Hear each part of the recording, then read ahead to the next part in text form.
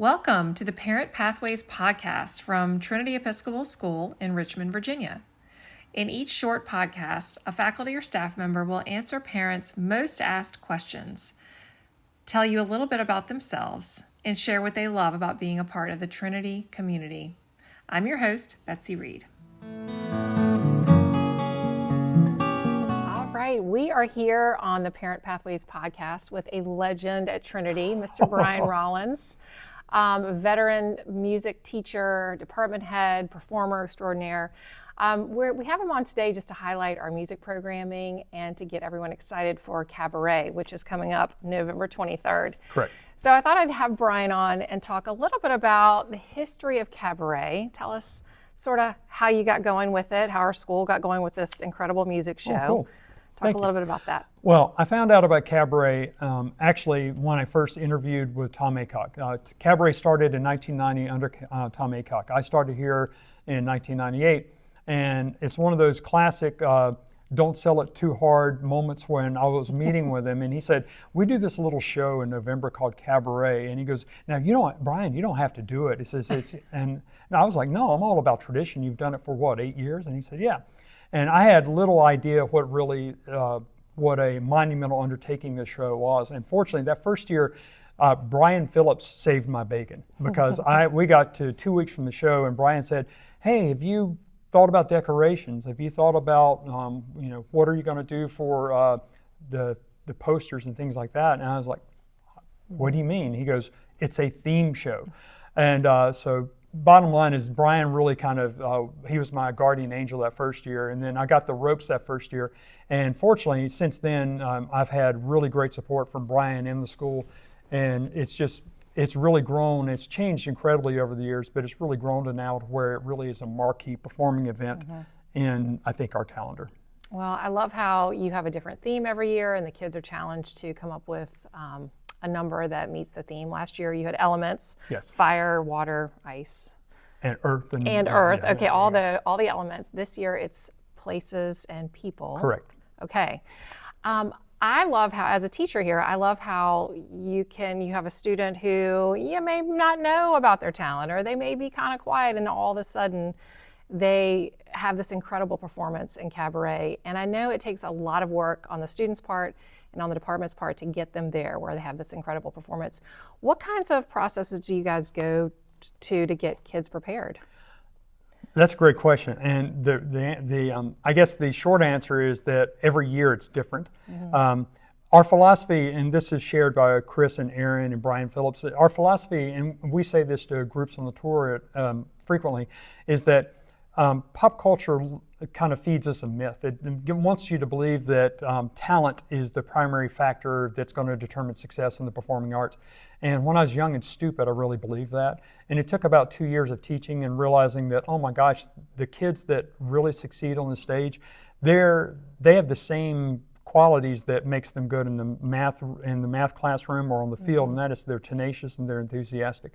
And so that's just been our mantra ever since, is that we really believe that, is that if you've got the enthusiasm about it and you're willing to work hard, you won't just be okay, you'll actually be quite good.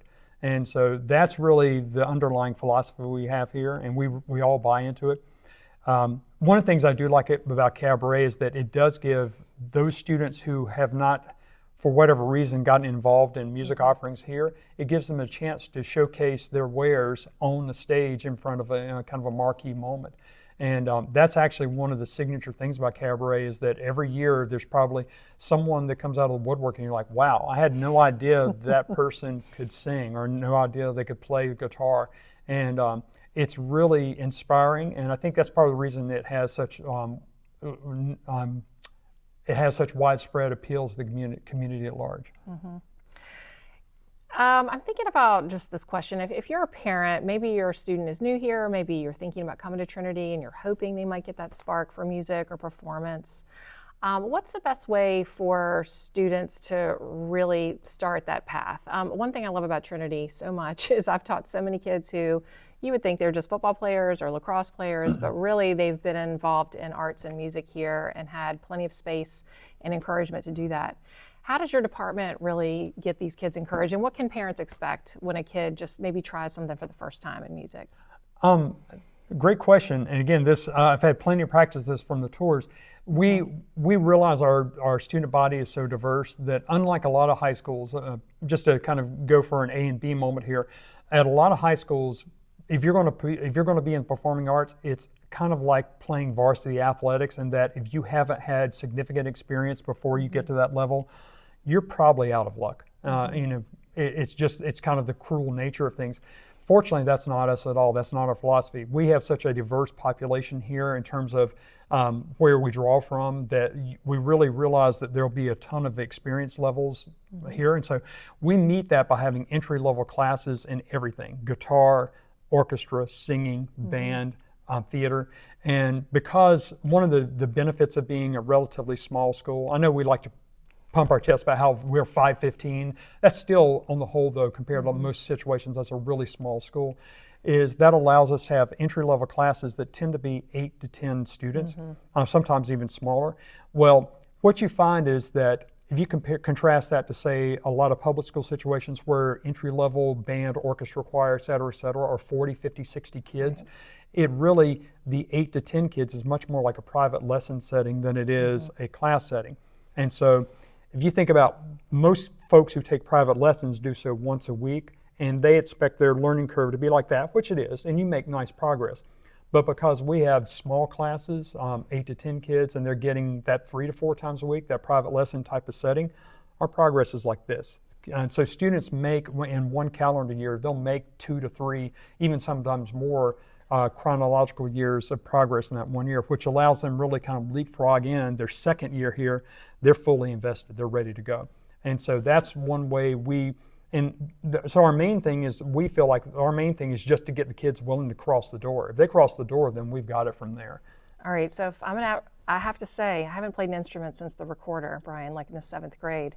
You probably get kids like that who maybe haven't touched anything since the recorder. So you're able to get them, what can they do in a semester with a new instrument if they're coming in with nothing? Again, I would speak kind of, to me, the tangible results of that are, listen to the Guitar 1 kids, listen to the prep band kids after one semester. So, you're talking about 3 to 4 months of instruction. If you were to blind test people and listen to those groups and say, how long have they been playing? Most people would respond upon hearing that, well, they've been playing at least a year. No. Fast forward, if you hear those same groups after a year, for example, the guitar kids after 1 year, Guitar 1 and Guitar 2, if you were to say how long have they been playing, people would easily say, well, they've been playing probably 3, 4 years. And they haven't. And it's a factor of the compressed kind of the synthesis that we get of having small classes with really motivated faculty and again, motivated kids. That's the thing I do tell. We probably say it so much that it almost becomes redundant, but we really want the kids and their parents to understand this. We have to fight all the time the notion that this is about talent, because it is like an incredibly overrated factor. Talent has like this much to do with it. I mean, desire and motivation has that much to do with it. And that's great, because it means that you don't have to, quote unquote, be born with the genetics to be a skilled performer. Right. So recorders, welcome. Absolutely. And we're very eclectic. I won't point out particular programs, but there are colleagues of mine who run very, very well-respected programs in the area. For example, jazz programs. For example, your typical makeup for a jazz ensemble is saxophones, trombones, trumpets, and rhythm section. And there are some schools that's it. If you're an oboist or you're a violinist, it's no matter how skilled you are, how motivated you are, it's kind of off limits to you. It's kind of like saying, well, that's not something that we do. Well, that is something we do. I have an oboist. We have an oboist in our jazz ensemble now, and we're happy to have them. We have violinists. Elizabeth Ray plays in our jazz ensemble. It's a great addition. She's a fantastic player. We're happy to have any students that are motivated and are willing to do the work. Any of them. All right, Brian. Back to Cabaret. You've been doing this for how long? This is your which Cabaret? Ooh, this is Cabaret number 27. 27. I don't have enough fingers. What's your best memory in 27 years of Cabaret?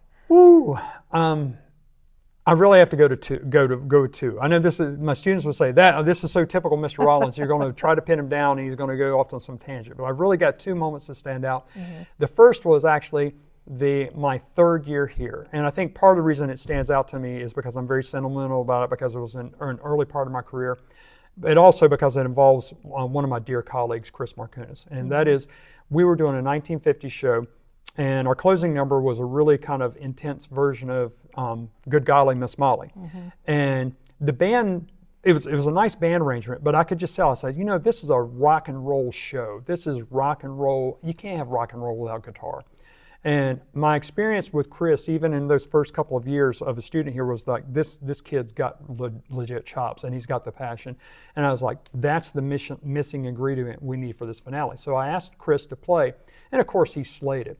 Well, I enjoyed it so much during rehearsals that I was saying, he was doing fine. I was like, you know what, how would you feel about a kind of a trombone guitar duel, which, let's face it, it's not the most common mix you're going to ever see there. But Chris was all in. He's like, yeah, let's go for it. And so a great example of someone who not only has the chutzpah to do it, but he also was very willing to kind of share that moment with me. And it's one of my favorite moments. And as a matter of fact, a couple of years ago when they gave me some recognition for being here 25 years, Chris gave me a gift. And I opened it, and it was a framed picture of two pictures, one of me in a recent Patches place that he had put together.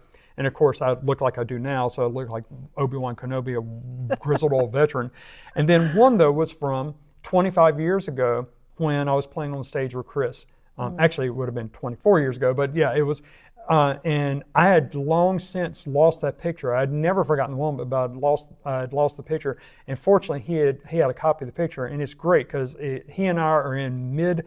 I've got my slide extended. He's got the guitar like this, and it looks like we're doing battle. And I know we were just having the greatest time doing it. So that really sentimentally stands out to me, because Chris is just one of my all-time favorite students I had the privilege of teaching. Also, just an amazing colleague.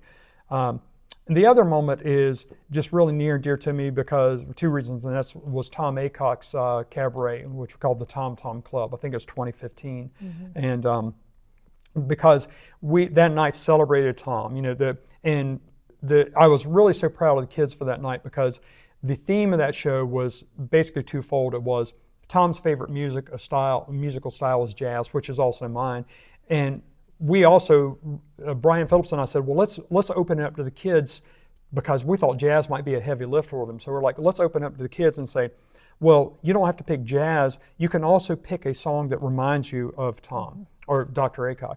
And so we thought, okay, that'd be fine. Well, surprisingly enough, I think out of 25 performances in that show, maybe only 2 or 3 of the kids did something like that. They actually went the extra mile and worked to find a jazz piece, because that's how much it meant to them to show him how much they loved him. And I nearly tear up when I talk about it, because it's just such a great night for a wonderful man. And at the end of the night, basically, we had a number where we did Frank Sinatra, The Best of Everything, and we had several of the performers from the show come up and reprise and take different verses of that and sing to him, and actually had him come up on stage during that number. It was quite touching. Yeah. So great. Well, we are looking forward to seeing all the new memories that you guys are making. November 23rd, one night only, Cabaret. I've already got my ticket. I can't wait to be there. Good. And there's always surprises. Absolutely. People you never would expect to be up there on stage. Right. So very excited. If parents have questions about our music programs, they can get in touch with you. Absolutely. Anytime. And everyone is welcome if you get a ticket to Cabaret. I'm not sure about the ticket sales right now. Get them soon. They're available on our Performing Arts website. There's a link there, and you want to get them soon. They are hot properties. All right. Thanks, Brian, so You're much welcome. for being with us. Thank you.